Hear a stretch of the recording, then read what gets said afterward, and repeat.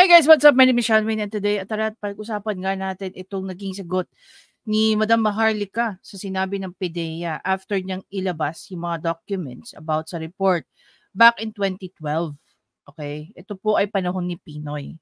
And kindly take note of this. Actually, marami na ako nabasa at nakita na ang dating secretary na involved dito ay walang iba kundi si Ochoa. Si Ochoa po ay kapartner, if hindi po ako nagkakamali, kapartner po sa law firm ni First Lady Lisa Marcos. Okay? At the same time, itong si Ochoa ay kaibigan din po ni Pinoy. At alam naman po natin ng panahon ng mga Aquino, talagang mainit ang dugo ng mga Aquino sa mga Marcos, 'di ba? Kung pati nga mga kalyado niyan one of the biggest reason, no. Sinasabi ng marami naming professor 'to. One of the biggest reason kung bakit po i-create ang 1987 Constitution is para mawala po ang alaala ng mga Marcoses. Okay? Isa po yan. To top that, syempre, andyan yung Ninoy Aquino International Airport, yung mga, what do you call that, yung mga rebultong pinagawa at kung ano-ano pa. Pero ang isa sa sabihin na lang natin na masasabing halos i-wipe out ang legacy ng mga Marcoses is through the 1987 Constitution. Okay? Pero dito, sa natin, kung maalala nyo, ito lang yung pinaka-vivid recollection ko tungkol sa panahon ni Pinoy. Nagkaroon nga po ng narco-list na ginawa. If I'm not mistaken, it was headed by Secretary Jesse Robredo, the late Jesse Robredo. And there was even several stories back then. Isa po akong fan ni Jesse Robredo, lalo-lalo na po nang siya ay city mayor ng Naga City. Okay, back in 2001, nung na-discover ko na isa si Jesse Robredo, okay? Si Jesse Robredo, sa mga hinahangaang mayor okay, dito sa Pilipinas. Kasi sobrang napaganda niya di umano ang Naga City. I am not aware of how Naga City looks like before him. Pero masasabi ko lang, yes, maraming ng mga naging improvements. Kasi madalas naman po kaming umuwi ng probinsya. No? At madalas din doon, napapadaan po kami sa Naga. Okay, dahil nandoon yung Peña Francia. So somehow, kahit paano nakikita ko yung mga pagbabago sa Naga over the years. Anyway, doon sa narco-list na yon, okay, hindi natin alam specifically sino-sino yung mga kasali. And I'm not even sure kung yung mga narco-list na yung mga tao kasama sa narco-list na yon, yun din yung same narco-list na ginamit ni PRRD nung panahon niya. Unfortunately, dito sa sagot nila Maharlika, okay, dito sa mga naging sagot nila Maharlika, tinago daw yung dokumentong pinakita niya kay walang control number, hindi daw usong control number at kung ano-ano pa. But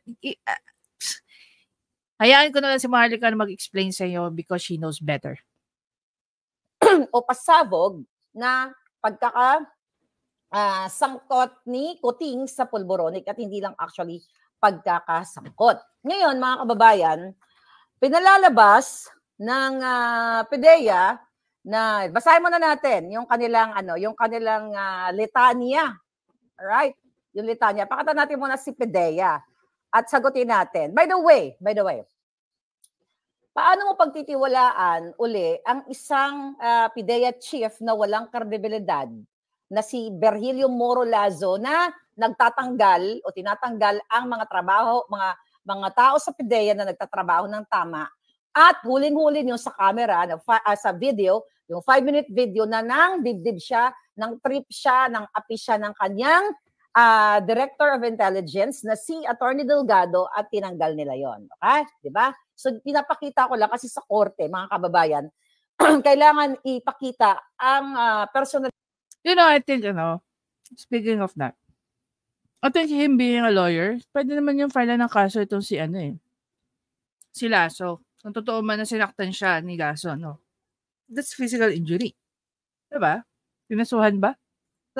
O kredibilidad o pagkatao ng isang nasasakdal at sinasakdal.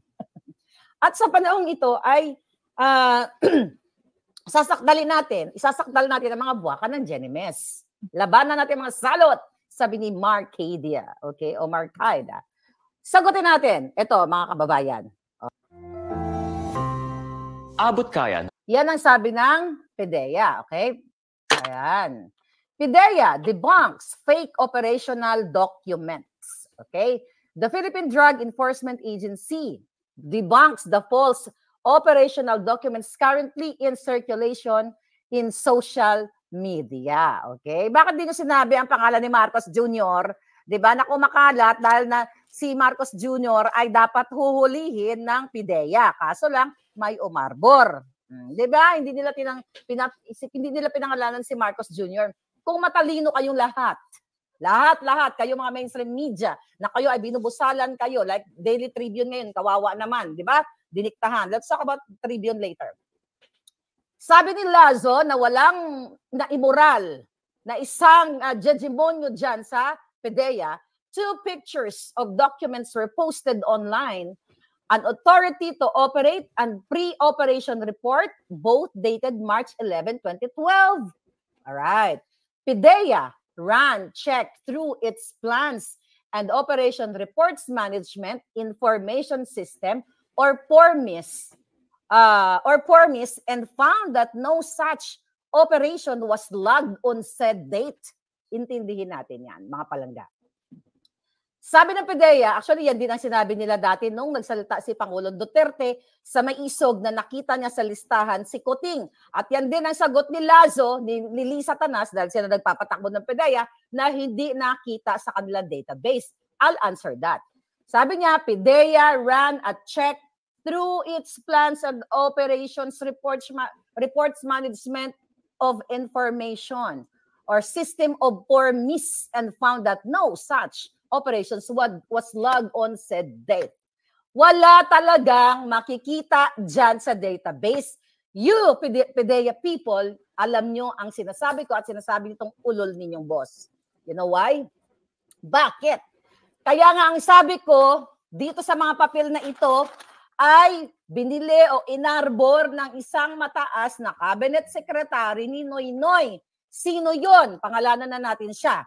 Ayon sa ating source, ang nagpigil, allegedly, nung time na yon, ay ang partner ni Lisa Tanas Marcos sa kanyang law firm na si Ochoa, dating executive secretary ni Noynoy. According to our puting ahas, si Ochoa ang isa sa humarang nitong supposedly dito kay Kuting, okay? Mga palangga, dito kay Kuting at, teka lang,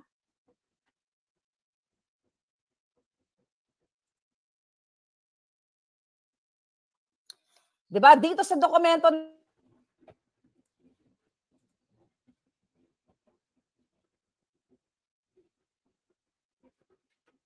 bibigyan ko yun ng clue later.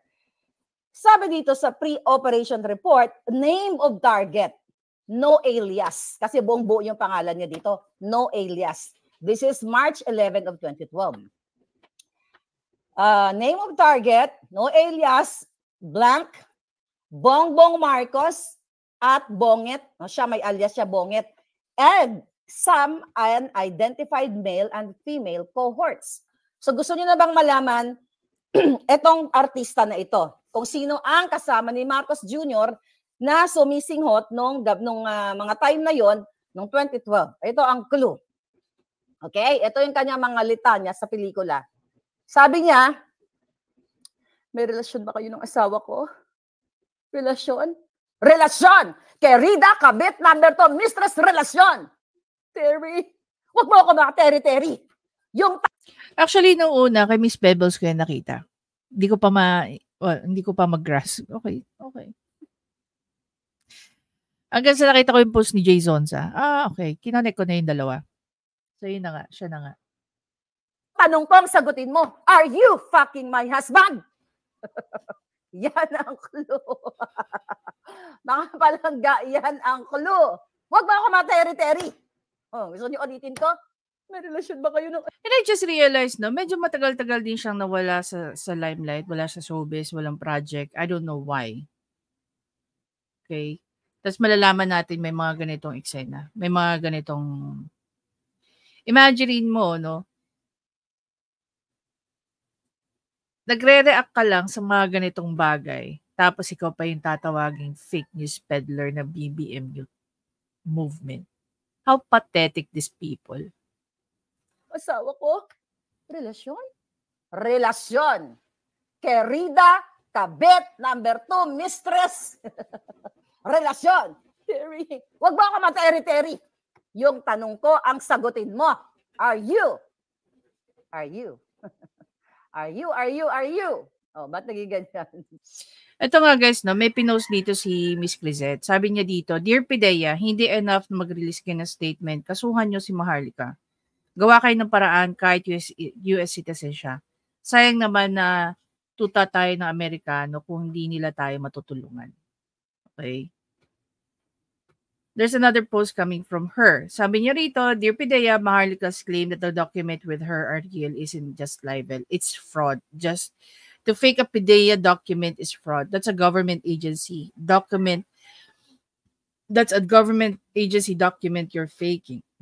Excuse me. And yet your statements are tepid and weak. We warn citizens not to easily believe in fake news in social media. Really?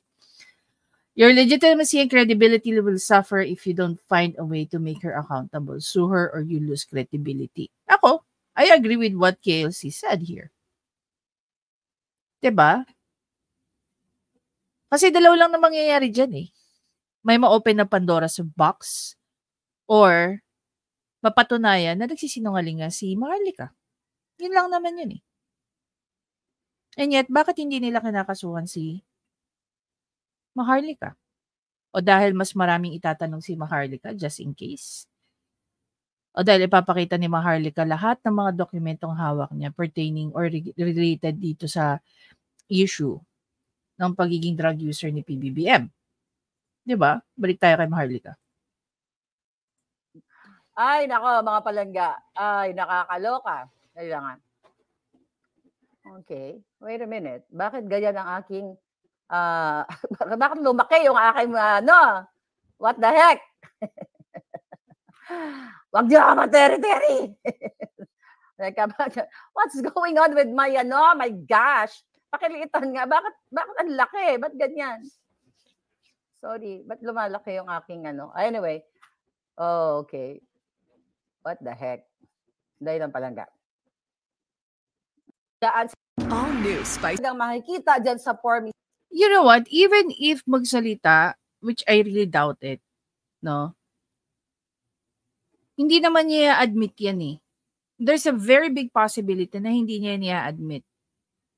No? Maswerte na lang tayo kung i-admit niya yan. Okay? Again, maraming questions tungkol dun sa document, yung veracity ng document. But then again, they are providing us explanation as to why walang control number.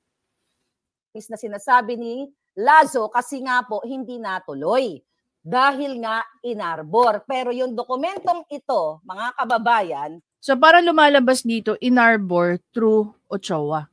Inarbor ni FL Lisa through Ochoa. Ito yung sinasabi rito nila Maharlika. Okay.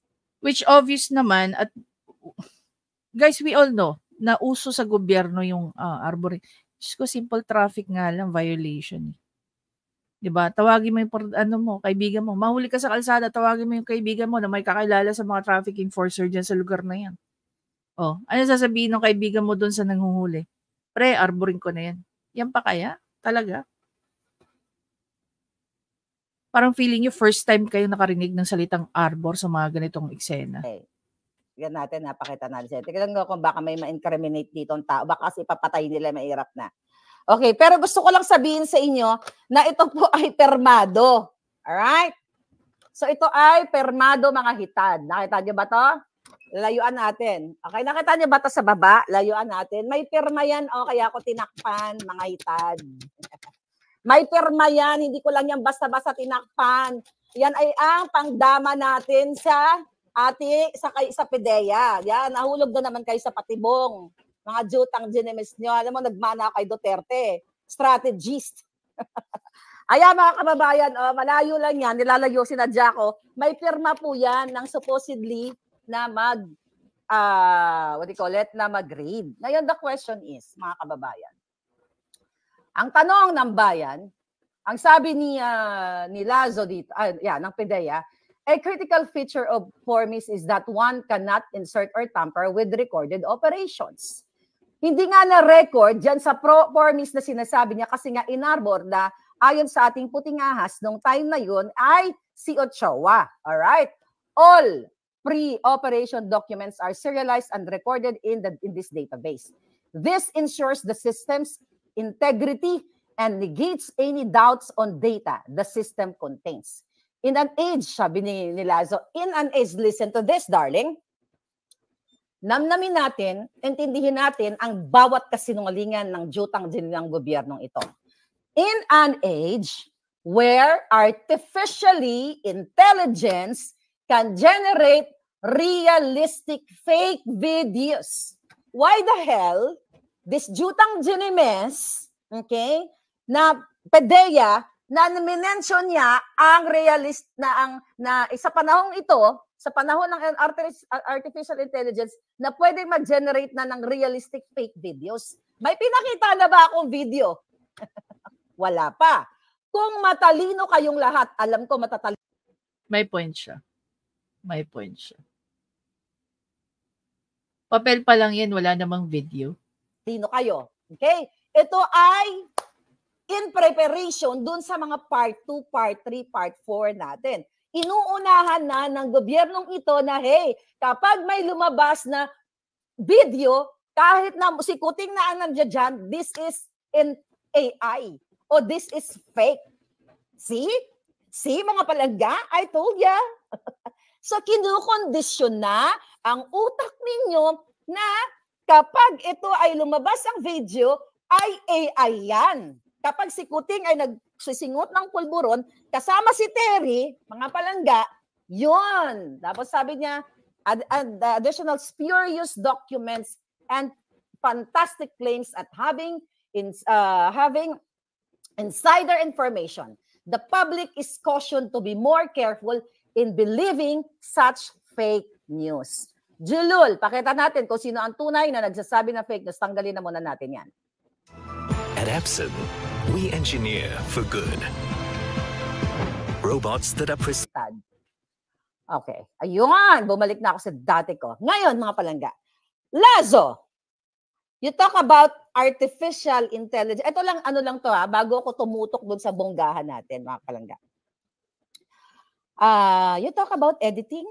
Okay, pag-usapan natin. Mga putang ina ninyo, remember this. Ang Lotto winner. Remember that, Lazo? Lisa, putang anak, buwaka ng inang kayo. Remember that, mga kababayan? Sino ang nagpapasimuno ng pag-edit ng mga video using artificial intelligence na pinalabas sa taong bayan na itong babaeng itong nakamaskara ay nanalo ng loto at kumubra at kumuha sila ng letrato mula sa kamiseta. Si that? Jutang ginina mo, Lazo, kayo lahat, Lisa, Satanas, Kuting. Mamaya, mahaba pa tayo. Ang pangloloko nyo, napayat si Lisa Satanas sa video na yan. Sa kanan, payat. Pero ito ang katotohanan. Artificial intelligence na siya pala ay buntis na ng 3 years. O, dito, naglilihi pa lang daw siya. Actually, buntis na siya niyan. O, buntis na yan. Pagdating dito, by using AI or photo editing, pinalabas niya sa taong bayan, ay actually nakalagay dyan, before pison, after pison. Ito pala, before pison. Bago niyurakan ng pison, ang katawan ni Lisa Satanas ay ganyan. Sino ngayon ang namimeke dito? Si Maharlika na ang alindog ay pure na pure. Artificial intelligence ba yan? Wala yan, bata. Okay, tangayin ninyo Buti nakatulog ka, kaya pala to energy right now. Okay, another thing, pating. Ito, kasi palang let's talk about the fake picture. Ito, yan, yung mukha ni Lisa dyan. Ito, Cordoroy. Yung kabila, Cordoroy. Isa lang yung suot niya, Cordoroy. Cordoroy! Ayan. Pagdating dito, inapakan ng pison. Pero mukha pa rin, what? Mukha pa rin Cordoroy. My question to you, my dear colleagues, friends, brother and sister. Sino ngayon ang fake news dito? Okay? Sino ang nagpe-fake news sa atin, mga palangga? Alright? Ngayon, mga kababayan, sasagutin natin isa-isa ito. Sasagutin ni Terry ito. Gusto niyo mag-acting ka lang tayo. Mag-acting na lang tayo para masarap mag-acting. Sa kapapasok lang, ang babaeng kasama ni Kuting o artistang kasama ni Kuting nung panahon na dapat po siya ay i-raid dito sa address na ito. Sa dito sa Rockwell, mga palangga. May relasyon ba kayo ng asawa ko? Relasyon? Relasyon! Kay Rida Kabit, number 2, Bisaya. Number 2, mistress relasyon. Terry, wag mo ako Terry. Yung tanong ko, Lisa, ang sagutin mo. Are you, FUC, are you, you know what I mean? Are you fucking with, kung sino yun? Okay, let's stop the acting 101. Mga kababayan, itong pagdebunk ng PIDEA ay isang pagkontrol sa Pilipino, paghatid ng kasinungalingan na huwag kayong maniwala daw kay Maharlika dahil ito ay fake news. Alright. Pagbigyan natin ang mga jutang Ginimes. Okay? Ayan. Speaking of fake news, may pinasa sa amin na listahan kanina, mga kaibigan natin. No? Galing sa isang post ni BBM Youth Movement. Sabi dito, beware of fake news peddlers. Narito ang listahan ng fake news peddlers, mga vloggers at personality na walang ginawa kundi gawan ng kasiraan ang Pangulo. Mga Pilipinong ipinagkakanulo ang bansa at binubulsalan ang mga bibig ng China. Mga taong walang kredibilidad. No? So, may mga nilagay silang listahan dito. Siyempre, andyan si Maharlika, si Attorney Vic, si KLC, Jason sa Glenn Chong, si Sas, si Ma'am Pebbles, Coco Locoy, sila Ma'am Joey, Maui Spencer. Iba dito guys, hindi ko kilala. Okay? Ang kilala ko lang dito at familiar ako, yan. Hindi ko personal na kilala, pero mga personal kong kilala at nakakasama yan. Si Sir Coco Locoy, si Ma'am Sas, si Ma'am Joey. Who else? No. Okay, si Bonnet ba, I don't know him. Well, nakikita lang naman. Pero sinali nila ako. For the record, no, sa pagkakaalam ko, hindi ako nakikipagsabayan dito sa mga taong to. Okay? Kaya nga ayoko matawag na DDS eh. Ayoko rin matawag na loyalista. Kasi itong mga taong to, lumalaban sila more than that I can. Hindi ko pa nga masyadong kino-call out si PBBM sa mga nangyayari. 'Di ba? Pero yung issue ng WPS at yung usapin na we are getting ready for something bigger and worse, I think kailangan ko rin magsalita. 'Di ba?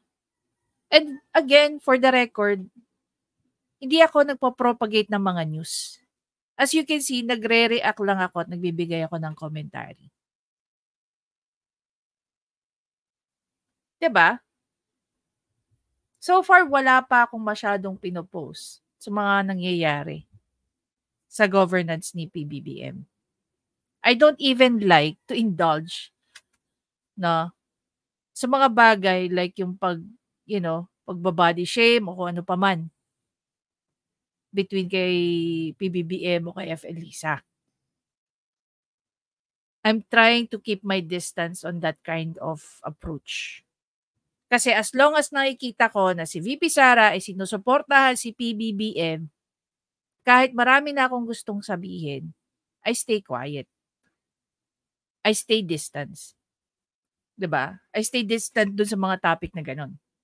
Pero dahil ginawa to ng BBM Youth Movement, marami ako itatanong na gusto kong sagutin ninyo.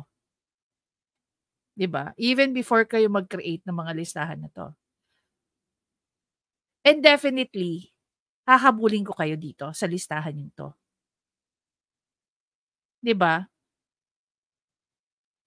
Kasi kung ano ang ginagamit kong material is nakikita nyo rin. Magkaiba lang yung perception natin. Ako para sa bayan, kayo para kay BBM lang. Tsaka yung sinasabi mong binubusalan kami, ako, ng China, kaya nyo bang patunayan yan? Ha? Kaya nyo ba?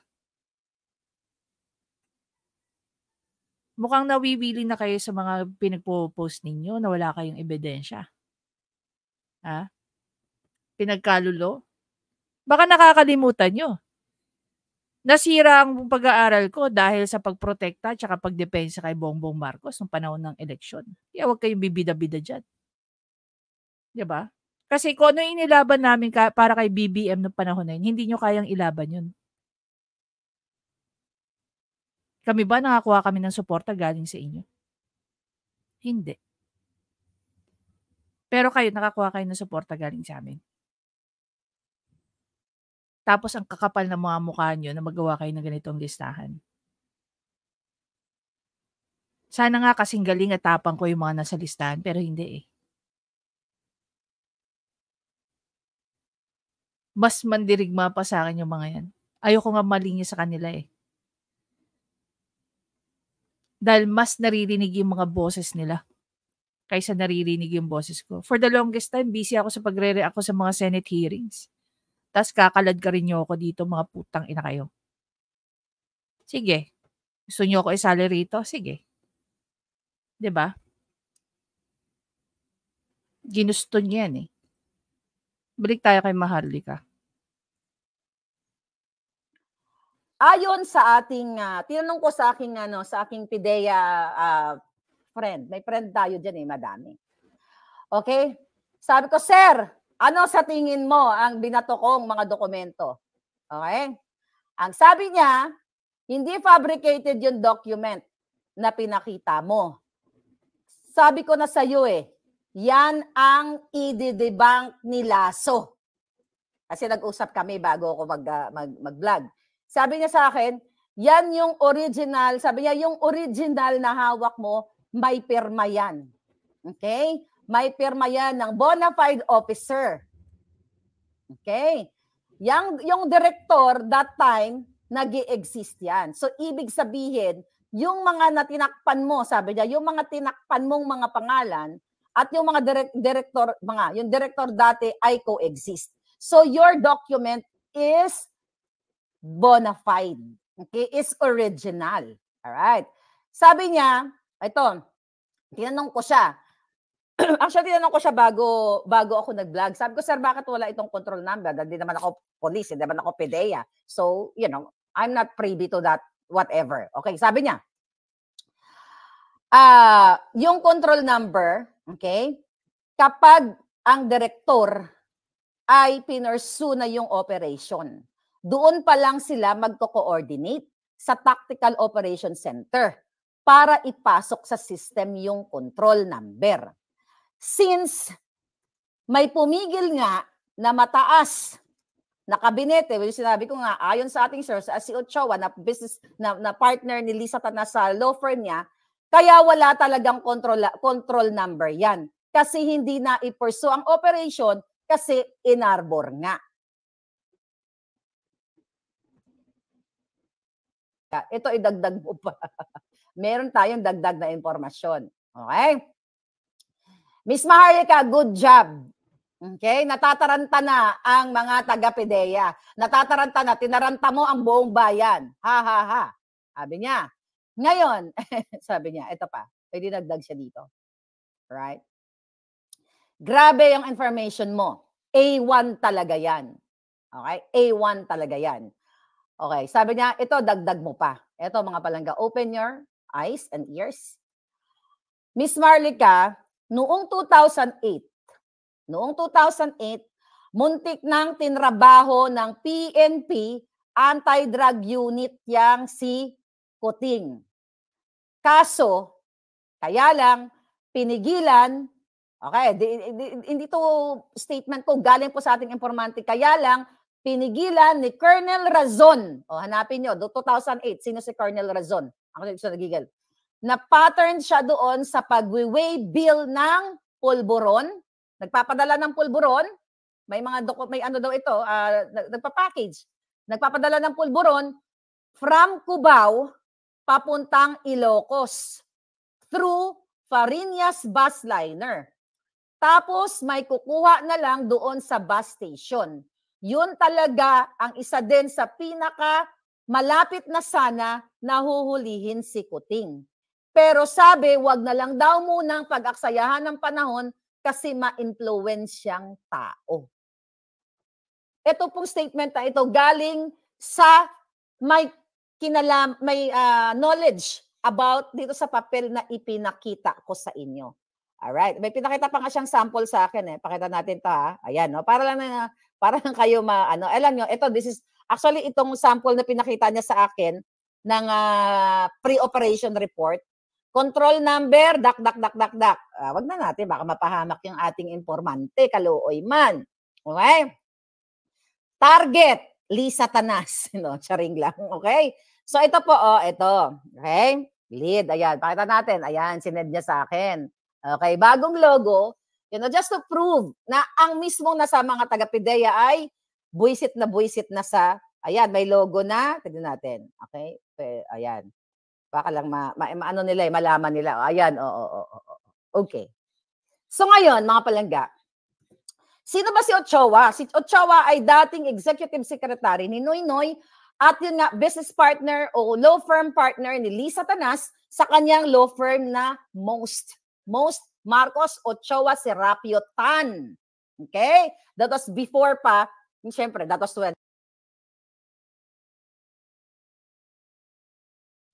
Nakamedyo mic. Take note guys, Ito si Ochoa is malapit din na kaibigan ni Nino. Ni Pinoy. Maliban dyan, kamag-anak, ni FL, si Marojas, which is sanggang dikit ni Pinoy nung time na yon. So imagine mo, yung trust ni Pinoy, dito sa dalawa, akala niya, yung loyalty ng dalawa, nasa kanya. Hindi pala. Kasi lumalabas di umano dito, guys, based na nga lang sa mga statements ni Maharlika. Lumalabas dito, na mukhang hindi alam ni Pinoy na napasama si BBM dito sa kanilang narco list. Okay? Ng PIDEA. Na meron ang PIDEA. Kasi definitely, kung yan alam ni Pinoy, tingnan niyo naman yung ginawa niya kay Gloria Arroyo. Tingnan niyo naman yung ginawa niya kay Chief Justice Corona. Do you really think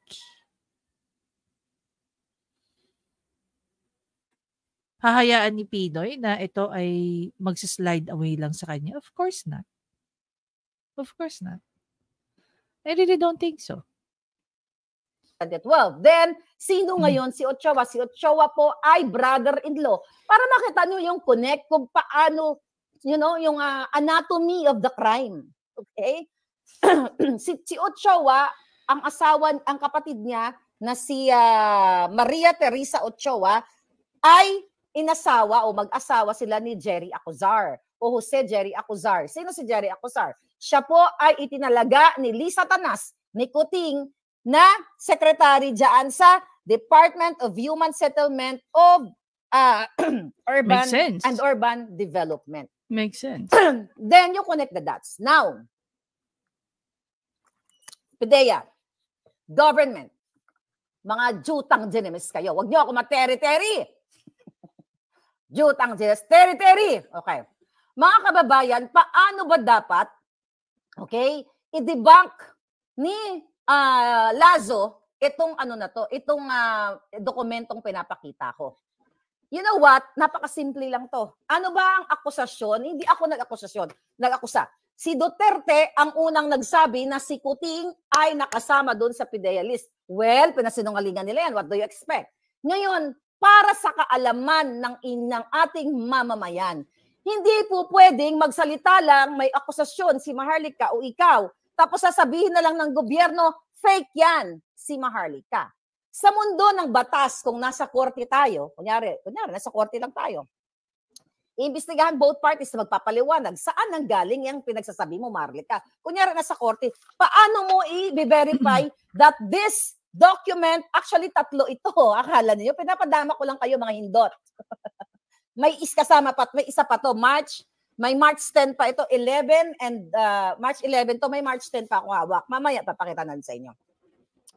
Paano mo ipakita sa taong bayan, Virgilio Lazo, okay, na nang bubugbog ng iyong mga tao, kung ito ba ang hawak ni Maharlika ay authentic or what? Enable for you, para ma-convince mo ang taong bayan, you have to conduct what? Investigation. Authenticity. Kung ito ba ay ginawa ko dahil yun na pinagbibintangan niyo akong artificial intelligence queen. I hope ako, 'di ba? Diyos ko, ang lola niyo, Shonga Bells, pagdating sa internet, pagdating sa mga pag-edit, I don't have time for that. And I'm not, I'm not expert. But again, for the heck, sagutin natin to. So what is ClickUp? ClickUp is an all-in-one productivity software where you can manage everything and anything. Chinek mo ba? Chinek ba ni Lazo? Pero siyempre, mga palangga, i-deny nila ito. In-examine ba nila na yung papel, chucho-chucho? Pinaliwanag ba nila? Dapat, pinakamagandang pinakamagandang debunk nila, pina-check namin. Okay, sabihin na nating fake news. Kunyari, sabihin nila fake news. Okay. Ito ba ang dokumentong hawak ko? Well, this is copy to diba? Kasi ang original nandyan sa Pilipinas. Ito ba ang sinasabi ni Maharlika? Ito ba ay naganap ba itong papel na ito? May pumirma or what? Diba? Hindi nila sasabihin sa inyo yan. Kasi, mga palangga, kapag nasa korte na, hindi ka pwedeng sanabi ni Maharlika fake yan. Tapos, end of story. No. There should be a authenticity report. Chinek mo ba yung mga picture? Ito ba ay, lahat ng mga, yung itsura ng picture, kailangan may eksperto pagdating sa dokumento. At kasama na nga dito, mga kababayan, yung forensic expert na kung saan bihasa sa pag-check ng mga dokumento. Diba? Kasi may tinatawag tayong digital forensic, which is hindi ito AI document ang pinakita ko sa inyo kasi during that time hindi pa nagsisimula yung mga AI na yan, di ba? 2012 wala pa yan. Inaaral-aral pa lang ang AI. And also para mapatunayan sa taong bayan, di ba? May tinanong ba silang eksperto or dapat inalam nila during that time sino ba ang mga direktor dito? O baka ginorgor nyo na lahat. Diba? Sino ang mga tao sa operation na ito? Dahil nasulat ba dito? Ikatin natin. Intelligence and Investigative Service. Diba? Ito nga, yung kanilang mga sasakyan, Mazda, Toyota, Mazda 3, Vios, Avanza, Crosswind. So ito yung mga gagamitin na sasakyan. Sino ang mga kasama sa team nung time na yon? Alright? So ngayon, mga palangga, sino ang mga pumirma? Sino lahat? Okay. So dapat yun ang ipakita ng gobyernong ito kung paano nila i-debunk yung kung sinungaling o hindi totoo yung dokumento na pinapakita na. Let's talk about muna dokumento. Diba? Kasi mga palangga, tatayuan ko sa korte kahit sa Mars kami tumayo, na itong dokumento na ito ay authentic, original, hindi carbon copy or what? Okay? Or hindi AI, di ba? Ngayon, sa korte naman hindi naman hawak ni. Ito guys, no. Well, for starters, I want to invite you na panoorin yung full video ni Maharlika tungkol dito. Pero ito lang naman ang inaano natin diyan. Obviously, maraming disloyal kila Marcos, no. Sa first family, sa mag-asawang Marcos na nakaupo ngayon diyan sa Malacanang. Dahil maraming nagpo-provide ng mga information kay Maharlika. Ano yung purpose nila? Si Maharlika ba ang may gustong pabagsakin ng ang mag-asawang Marcos? Hindi. Gaya ng sinabi niya, no? Nakita ko to sa isang video niya. Gaya ng sinabi niya, ginagamit na lang siya ng mga tao to expose kung ano man yung mga nangyayari hindi natin alam na nangyayari sa loob. O mga nangyari na hindi natin alam na nangyari pala. Matagal na to eh. 2012 pa to eh. Gaya nga na sinabi ko eh. Kung ito noon pa, I'll just brush this off.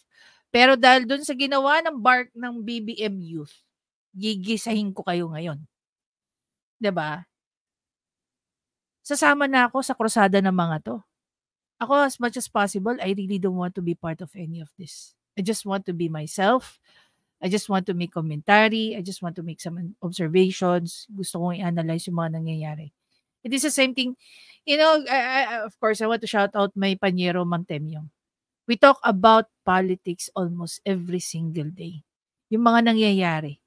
Nagbabatuhan kami ng mga, sabihin na lang namin, mga opinion namin. This is why I like having discussions.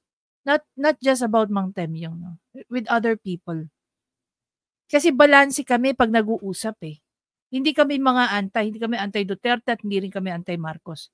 Pero yung isali yung mga pangalan namin, yung isali yung pangalan ko sa listahan ng mga putang inang to, then ibabalik ko sa inyo kung ano yung ginawa ninyo. 'Di ba? Makikisali na ako sa sinasabi ng mga to. Iniiwasan ko nga eh. 'Di ba? Kasi hangga't nakikita ko si VP Sara, sumusuporta sa administrasyon ni PBBM. That's what I'm doing. Tapos lalagay niyo ako sa listahan? Sige. Unang-una sa lahat, i-debunk niyo itong sinasabi ni Maharlika. Bigyan niyo kami ng mas maganda at magaling na paliwanag. More sa ginagawa ni Maharlika. Kasi the more na china-challenge niyo ang mga statement ni Maharlika, the more na nagbibigay siya ng concrete and clear view ng kanyang sinasabi. And yet, ano nangyayari? Balikan natin, no? Sumulat na si Attorney Glenn Chong sa Congress at pinaiimbestigahan niya yung nangyaring conversation between kay FL Lisa at saka kay Smartmatic. Anong nangyayari, Congresswoman Garin? Bakit wala kayong nagiging aksyon?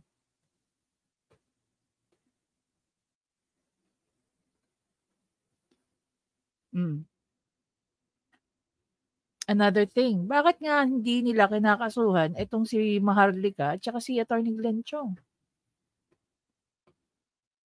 Dahil ba hindi nila hawak ang leeg ng judiciary? Na pag naglabasan ng mga ebidensya, may ilalabas na ebidensya itong mga to. So, ano gagawin natin? Tandaan nyo, binoto ko rin si BBM. And the least na gusto kong gawin is batikusin siya. Kaya ko nga siya binoto kasi naniniwala ako na magaling siya eh. Naniniwala ako na mas magiging mabuti siya eh. No? Hindi mabuti doon sa nangyari sa ginawa ng pamilya nila, no? Sa history nila. Dapat kasi ine-elevate natin every single president na pumapasok, na-elevate yung standard. Mas magaling na magaling na magaling. Di mas lalong gumaganda yung bansa. Pero ano nakikita natin ngayon? Mga unprogram na worth billions? Fake initiative? Di ba pang-aabuso yan sa kaisipan ng mga kababayan natin na lesser ang knowledge, mga bagay-bagay? Puro kayo paayuda. Gano'n na, sabi nga nung no? I think it was in 2023. Sabi ni Acosar, meron ng more than 1 million houses. Ready for turnover na ba yan? May na-turnover na ba? So pagkatapos ba ng termino ni PBBM, wala ng squatters area? Diba? Maniningil tayo.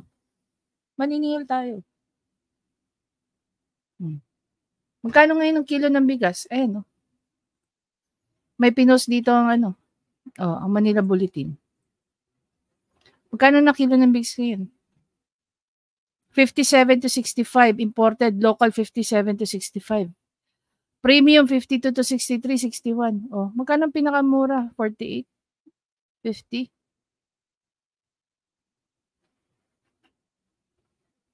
Ano sabi ni PBM? Pangarap niya, nandun na tayo, pangarap niya na umabot ang presyo ng bigas sa 20 pesos.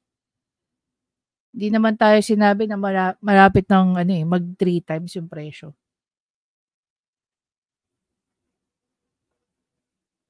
Selected pa yan. Agri-fishery commodities at NCR. Imagine niyo.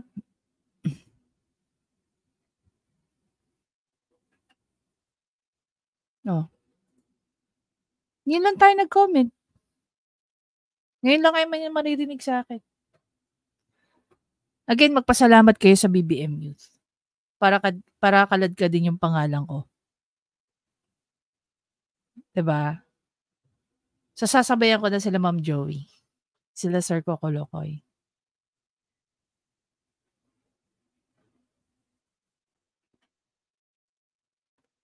Ngayon, hintayin natin na kasuhan si Maharlika ng PIDEA. Diyan sa mga pinagsasabi niya. Diba? Kasi mas interesado ako sa mga ilalabas ni Maharlikang ebidensya pag kinasuhan siya. Kasi ito lang mangyayari dyan eh. First part pa lang to eh. In the coming days, mas marami ng lalabas dyan. Na-expect na natin yan. Na-expect na natin yan. So tayo, abangers lang tayo rito. Tayong nag-aabang, magmumukha tayong fake news peddler. Diba? Malagay lang yung pangalan mo sa listahan. May nagsabi na nga sa akin dito, kasuhan ko daw. Ay ko, sige. Diba?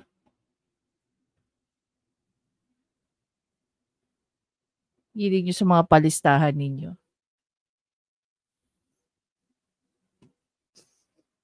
Hindi nyo nga madibang si Maharlika. Dibang nyo muna si Maharlika before kayo magbida-bida.